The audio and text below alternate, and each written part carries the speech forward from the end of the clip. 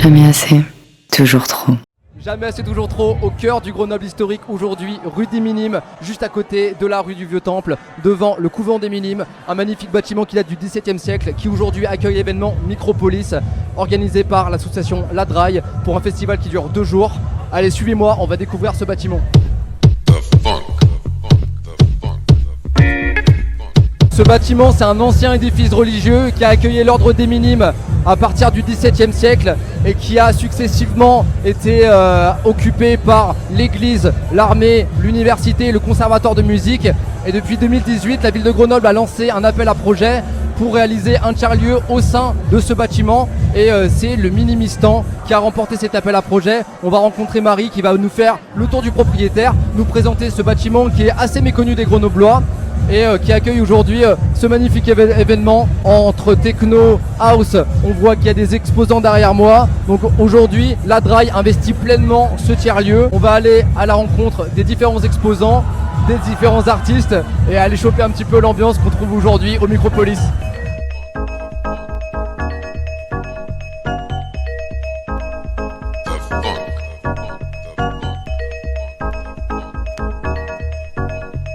Hello, je suis avec Camille et Cyrielle de la marque Spicy House. Vous allez bien? Bien et toi? Ouais, ça roule. Dans cette magnifique enceinte et il fait plutôt beau, donc ça régale. Est-ce que vous pouvez me parler un petit peu de votre marque du coup, Spicy House? Comment ça se passe? Ouais, c'est une marque qui est lancée depuis 2 ans. On est 3 du coup dans la marque. On propose du coup des articles en personnalisation principalement. On a 13 motifs. Tu choisis la couleur de ton pull ou de ton t-shirt. Tu choisis ton motif. En gros, dans le sens, si devant et derrière tu veux pas faire la même chose, tu peux. Il n'y a pas de souci, là on a un petit stock. J'ai lu sur votre site unicité, qu'est-ce que ça veut dire? C'est parce qu'en gros on s'est entouré de nos amis pour lancer ça. On a lancé ça quand on était étudiante en master. Donc notre graphiste c'est une tatoueuse, une copine à nous. Celle qui a fait notre site internet c'est une amie à nous. Et du coup notre artisan c'est également un ami à nous. Ça travaille en famille quoi. C'est ça. C'est quoi qui vous distingue d'autres marques de streetwear émergentes? C'est justement que nous on peut personnaliser nos produits. C'est hyper rare je trouve. On n'a pas encore réussi à développer ça sur le site internet mais du coup c'est à venir dans les prochains mois. Ça commence à donner des vraies informations là. La suite au prochain épisode. Vous avez le mot de la fin pour parler de votre marque ou pas? Écoutez, n'hésitez pas à venir nous voir à la Spicy. On fait souvent des events à Lyon, Osgore et Grenoble. Trop bien, je vous souhaite un bon festival Micropolis. Merci. Et à plus tard.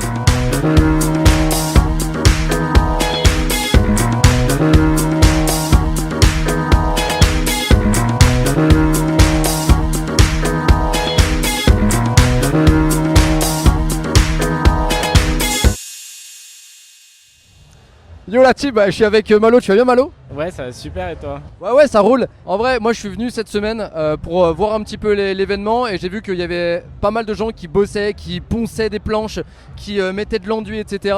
On sent quand même un gros boulot pour préparer cet événement. Du coup, ouais, déjà pour avoir un peu des centres couverts, on n'était pas très sûr de la météo et puis déjà pour aussi décorer un peu tout l'espace. Donc c'est les designs de Juliette qui avait vraiment pour projet de faire une scéno sur le lieu. Moi j'étais là que pour la construction. Et puis ensuite on s'est vraiment donné aussi pour pouvoir en faire quelque chose ensuite et pas juste les bazarder, les mettre à la poubelle une fois que l'événement serait fini quoi.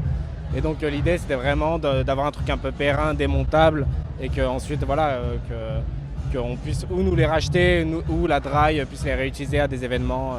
Voilà. L'idée c'est d'avoir quand même un impact durable, d'avoir une réflexion un petit peu autour de la réutilisation. On voit qu'il y a pas mal d'exposants qui sont dans l'upcycling. Donc il y a un peu une gamberge globale sur l'utilisation des matériaux et leur réutilisation. Déjà c'est de l'argent, on le boit et puis ensuite on essaie d'avoir le moins d'impact et d'être pas trop consommateur quoi. Enfin normal je dirais. Bon trop bien, on sent quand même qu'il y a une grosse équipe de bénévoles mobilisés. Tout le monde était super chaud cette semaine, ça faisait vraiment plaisir. Même des gens qui touchaient pas du tout à la construction ont vraiment mis les mains à la pâte et ça faisait vraiment plaisir. Est-ce que tu peux nous décrire La Draille en 3 mots? 3 mots ça fait long quand même mais c'est fun. Puis ils sont motivés et investis. Motivé et investi, c'est quand même des bons synonymes. Attends, j'en trouve un dernier. Ils sont beaux. Ils sont beaux, ok. Merci Malo.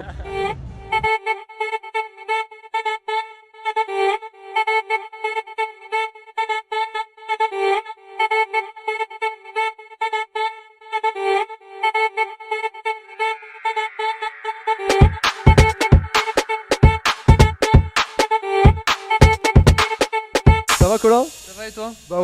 Ouais, ça roule. Bah Colin, nous on se connaît depuis longtemps, on avait un groupe de punk à l'ancienne, voilà, je donne cette petite info inédite. Comment t'es arrivé sur le tatou toi mon Colin?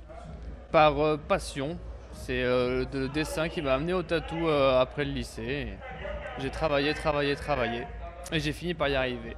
Il y a quelques années, t'étais apprenti encore à la Family Tattoo Club, c'est là que t'as trouvé un espace pour te professionnaliser genre? Ouais, c'est ça, ils m'ont fait confiance, ils ont eu confiance en mes dessins et en ma capacité à m'investir dans une vie professionnelle active. Ils m'ont laissé ma petite place là-bas, ouais. Ça y est, maintenant t'es officiellement tatoueur. Maintenant je suis tatoueur aguerri, ouais, ça fait 1 an ou 2. Est-ce que tu peux nous parler un petit peu de la Family? Yes, ouais, c'est un salon qui a ouvert en 2017, du coup, place de Gordes à Grenoble, à côté du jardin de ville. On est 2 à tatouer maintenant, il y a mon collègue qui m'a formé du coup, Moche et moi, et on bosse tous les deux, on aime bien tous les deux le tatouage japonais traditionnel, donc vraiment le tatouage de Yakuza comme on dit souvent. Et voilà, on fait beaucoup de tatouages fins, de petits tatouages sans rendez-vous parce qu'on est en plein centre-ville, donc c'est un truc un peu touristique. Et on propose du tatouage traditionnel japonais. Ça vient d'où un peu cette vibe japonaise là? Moi c'est par le tatouage que je me suis mis à kiffer le Japon, j'ai jamais trop regardé de manga ou de trucs comme ça m'a jamais fait trop kiffer, mais par contre le tatouage, c'est le tatouage japonais qui m'a intéressé quasiment dès le début. Et donc j'ai fini par m'y mettre à en dessiner parce que c'est quand même techniquement très exigeant comme dessin. Puis je suis là aussi pour tchatcher de la boutique, pour renseigner un peu les gens et les faire venir sur un autre moment. Trop bien. Où est-ce qu'on peut te retrouver? Sur Instagram j'imagine? Du coup Instagram Blondin Tatoueur, la Family Tattoo Club. Allez checker le travail de Colin et la Family Tattoo Club.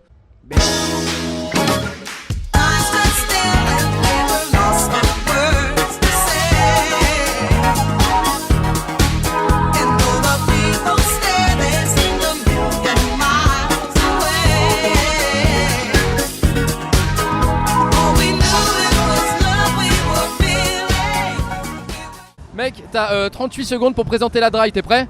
Allez, c'est parti. Ok, let's go. Le projet de potes qui voulait monter un festival sans connaître personne. On s'est dit, allez, on monte une équipe, on se fait connaître à Grenoble. On a lancé une série d'événements en débar pour finir après à l'Ampérage et dans un lieu un peu inédit, non connu des Grenoblois. Au final, ça a pris, les gens ont adhéré au concept. Nous voilà aujourd'hui dans le plus gros projet qu'on ait monté jusque-là. On est hyper fiers de pouvoir créer un événement qui a autant d'ampleur et qui soit aussi attractif. L'idée, c'est de sortir des sentiers battus. Est-ce que tu peux nous expliquer le mouton, ça vient d'où?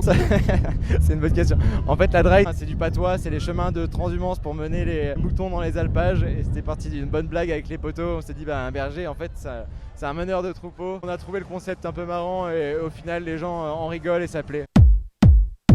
Je suis avec Camille de la marque Abu Dhabi, tu vas bien? Ça va bien, merci. C'est quoi ton concept? Je vois plein de bananes, plein de couleurs. J'ai l'impression qu'on est sur le thème de l'upcycling. Est-ce que je me trompe? C'est exactement ça, ouais. Je récupère des tissus et des vêtements tachés, troués. Et en fait, je fais le tri parmi tout ça dans ce qui est récupérable et je refais des petits objets avec, notamment des bananes. C'est quoi le secret du chinage pour avoir des beaux tissus? Parce qu'on voit derrière toi quand même des magnifiques doudounes avec des très beaux tissus, des très beaux motifs. Est-ce que tu peux nous donner quelques informations sur comment chiner des beaux tissus quoi? Pour les bananes, c'est essentiellement, tous les très beaux tissus, c'est essentiellement des tapissiers qui me donnent leur classeur de collection. Okay. Donc ça me permet d'avoir des très beaux échantillons de tissus en tout petits échantillons. Après, le secret, c'est d'aller voir les personnes âgées qui vident leur maison et qui ont des pépites, quoi. Pour toi, l'upcycling, c'est un enjeu écologique ou une tendance? C'est un peu les deux. À la base, pour moi, c'est plutôt un enjeu écologique, mais je trouve ça bien que ce soit une tendance, pourvu que ça le reste. Est-ce que tu as un mot à faire passer à H&M et à Zara? J'oserais pas, mais j'en pense pas moins. Merci beaucoup. Hello, je suis avec Anna du Club 66. Tu vas bien, Anna? Ouais, ça va très bien, et toi? Ouais, ça roule. Club 66, c'est une fripe. Ça fait combien de temps que vous êtes sur Grenoble? J'ai ouvert il y a à peu près 1 an et demi. On fête les 2 ans en novembre. Les 2 ans en novembre, il y a un petit événement qui est prévu pour ça ou on n'en dit pas plus? Comme d'habitude, ça reste secret. Ok, ça reste secret. On voit beaucoup de boutiques de fripe avec le mot concept dedans. C'est quoi toi ton concept au Club 66? Le concept, en fait, c'est un lieu que j'ai ouvert en le pensant dans son intégralité. J'avais envie d'intervenir avec des artistes, que ce soit dans le tatouage, que ce soit dans le nail artist ou encore Fanny qui est derrière nous, qui pose des beaux strass dentaires sur les dents. Depuis peu, j'accueille aussi des expos d'artistes grenoblois, grenobloises. Donc ça fait plaisir, c'est chouette, c'est un engouement, un élan.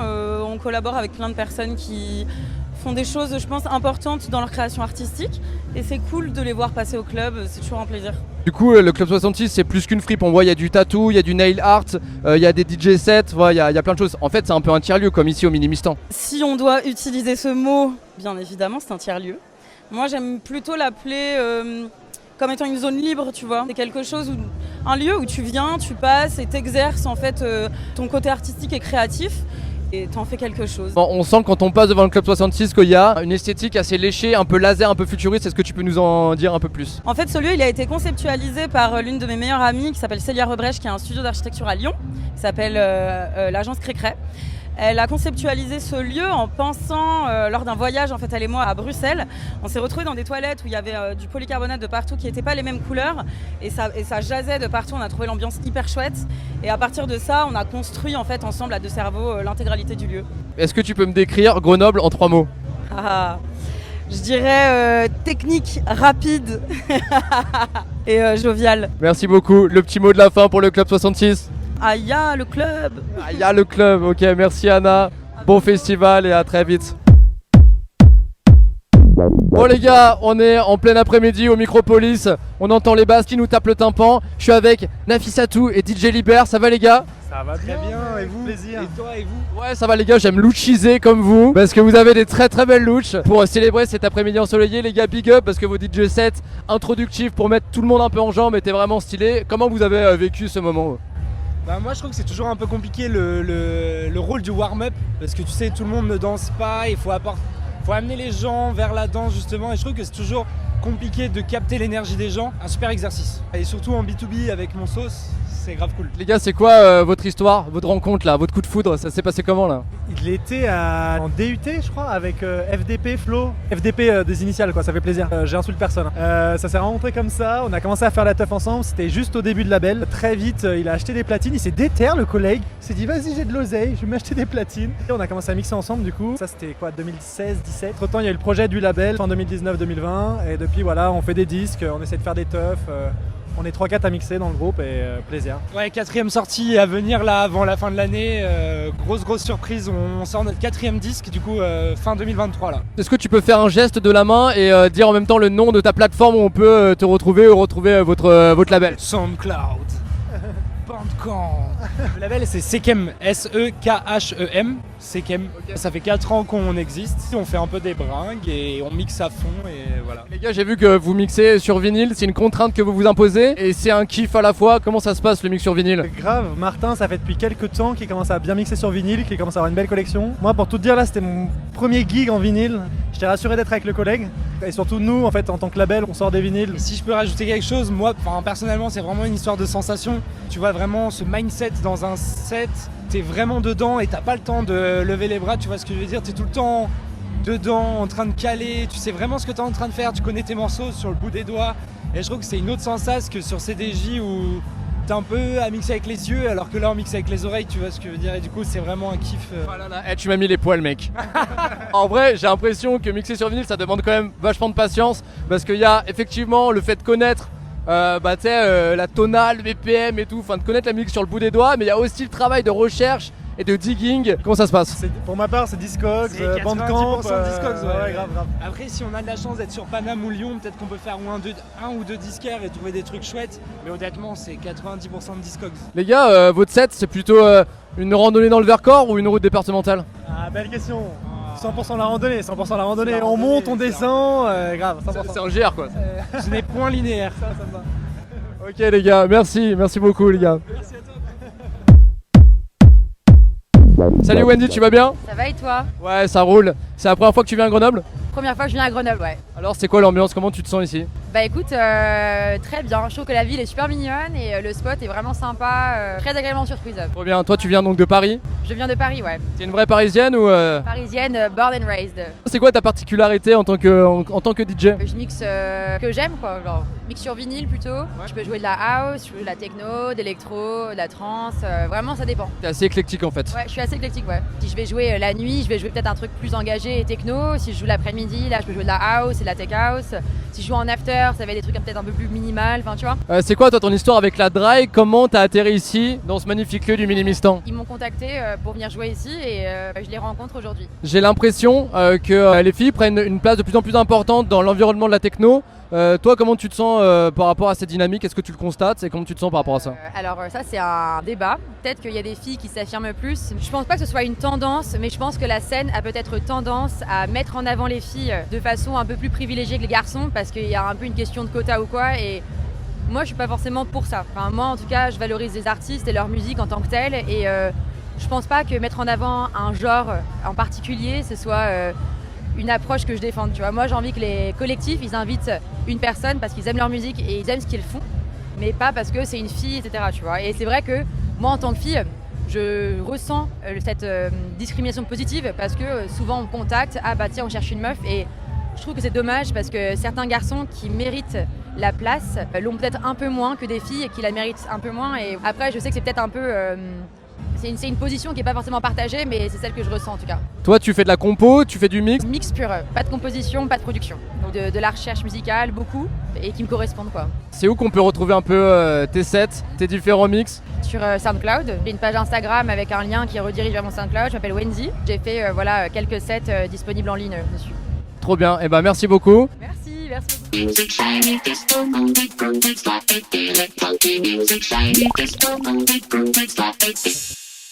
Je suis avec Marie, qui est donc cofondatrice du Minimistan. Salut Marie.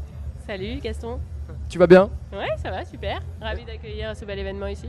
Est-ce que tu peux te présenter et dire quel est ton rôle au sein de la structure du Minimistan? Moi, je suis la cofondatrice du projet. On a créé ce projet de toutes pièces avec Mathieu Gentil, mon associé. Et aujourd'hui, je suis là en tant que directrice générale sur tout le projet. Qu'est-ce qu'on peut trouver au Minimistan et en quoi est-ce un tiers-lieu? Plein d'activités et surtout un outil pour pouvoir faire un peu tout ce qu'on veut. Nous, on n'aime pas trop l'appeler tiers-lieu parce qu'aujourd'hui, ça a été beaucoup repris par le monde institutionnel. On est plutôt un lieu de vie, un lieu infini dans lequel on peut réinventer et inventer tout ce qu'on veut, et notamment expérimenter de nouvelles façons de penser et de faire demain. Aujourd'hui, donc, vous accueillez le collectif de la Dry avec cet événement, le Micropolis. Le Minimistan, c'est aussi un lieu où on peut trouver une synergie des associations et des dynamiques associatives locales.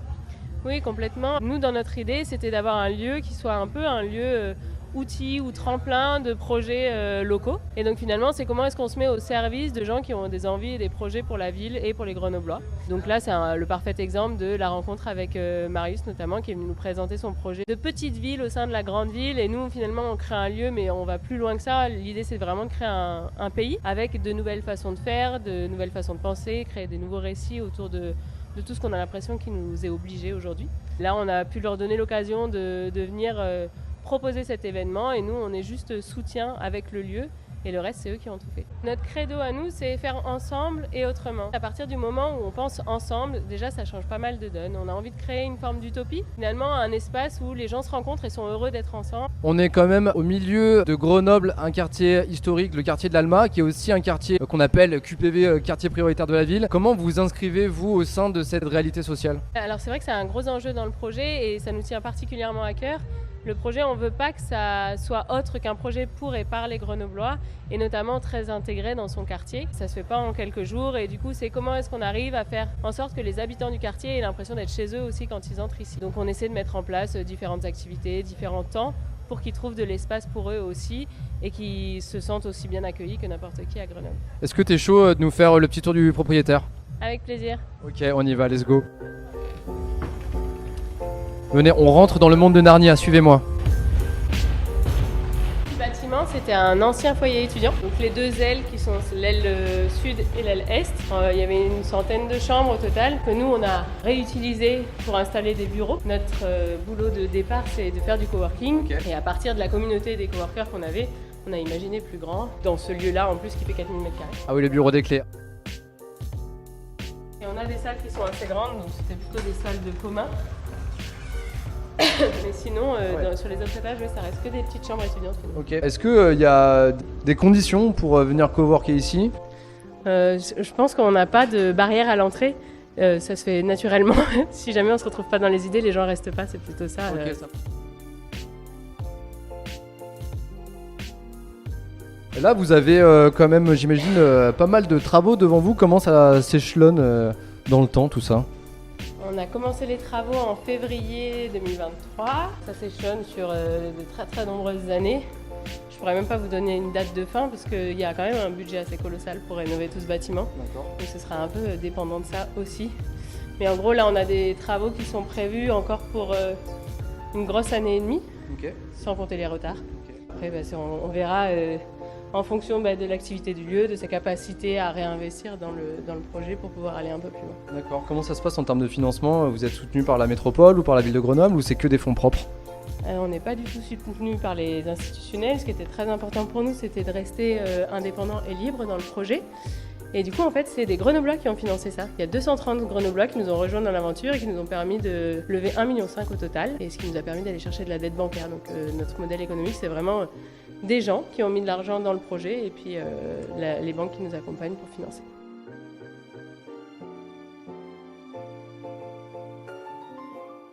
Cet étage-là, ce sera prévu pour plutôt de l'hébergement. Sur toute cette aile-là, on aimerait faire au premier étage un hostel, vraiment style backpacker qu'on voit beaucoup à l'étranger et beaucoup moins en France. Et dans les étages, faire de nouveau de l'habitat partagé, mais avec des espaces pour soi un peu plus grands, pour du un peu plus long terme.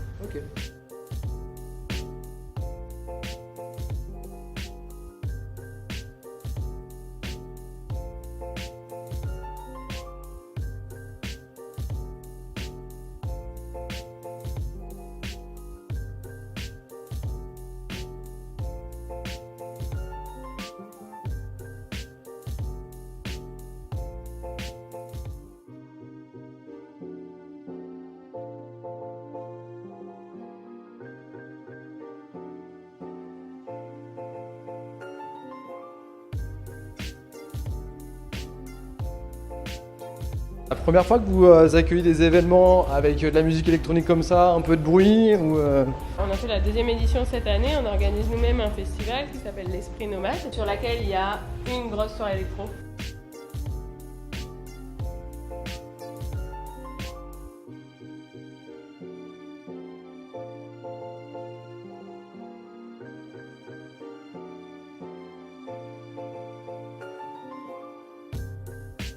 Donc là, ce sera un grand couloir bibliothèque, chill un peu, et avec des salles qu'on appelle salles d'activité, parce que c'est vraiment des salles dans lesquelles on peut tout faire. Ah oui, donc là j'ai l'impression qu'on rentre vraiment dans le cœur du sujet du coworking. Qu'est-ce qu'on trouve comme entreprise? Tout, il y a des développeurs, des gens qui sont dans la com, des avocates, on a eu une vétérinaire, on a eu un moniteur de ski. Il n'y a vraiment pas d'obligation sur ce que tu fais, mais plutôt viens comme t'es, t'as besoin d'un espace de travail et surtout de rencontrer des gens en fait. Nous, plus qu'un lieu de travail, on est une communauté de gens qui aiment faire et du coup c'est un espace où on sait se rencontrer ou ce sur quoi il a besoin d'avancer.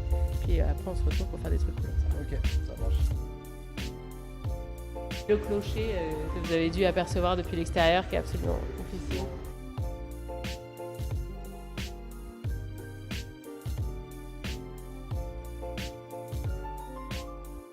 Et on a fait la boucle. Merci beaucoup. Avec plaisir, merci à vous. Je trouve ça chouette un peu de montrer ce qui s'y passe. Bonne continuation pour la suite du projet. Merci. À la prochaine.